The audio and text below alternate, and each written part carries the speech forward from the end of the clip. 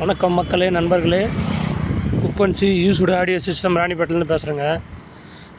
இப்போ நான் இருக்கிறது வந்து நம்ம ஊர் புதுப்பேட்டைங்க, சொந்த ஊர் கீழ்புதுப்பேட்டை கிராமம். நம்ம ஊர் பக்கத்தில் தான் வந்து அந்த ஏரி இருக்குதுங்க.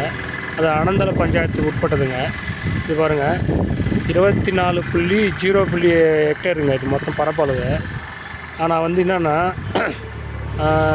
இது வரைக்கும் தூர்வாரப்படல. எவ்வளோன்னா, நான் பிறந்ததே இந்த ஊரில் தாங்க. ஒரு 51 வயசு ஆகுது ஏறக்குறைய எனக்கு. ஆனால் வந்து அன்றைக்கி வந்து இந்த ரோடுக்கும் இந்த ஏரி பள்ளத்துக்கும் வந்து ஒரு 10 அடி ஆழம் வந்ததுங்க. அதாவது ஒரு ஆள் இறங்கி நின்னா சுத்தமாக தெரியாது, ஒரு லாரி இறங்கி நின்னா சுத்தமாக முடிக்கும். அவ்வளோ பள்ளம் இந்த ஏரி. இது 50 வருஷமாக இது தூர்வாரப்படலைங்க. அப்படியே வந்து இன்றைக்கி வந்து ரோடுக்கு இதுக்கும் ஒரு 3 அடி 3.5 அடி தாங்க இருக்குங்க பள்ளம்.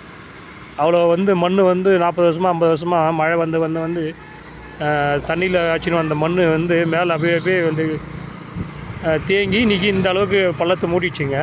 இது எந்த பஞ்சாயத்து தலைவரோ இல்லை எந்த கவுன்சிலரோ யாரையும் வந்து நடவடிக்கை எடுக்கலைங்க.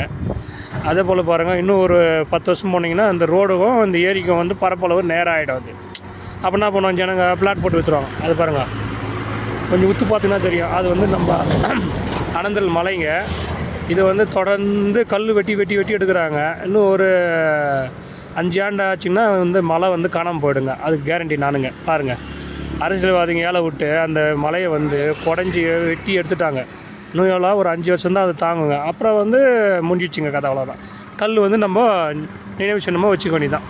நன்றி, வணக்கங்க.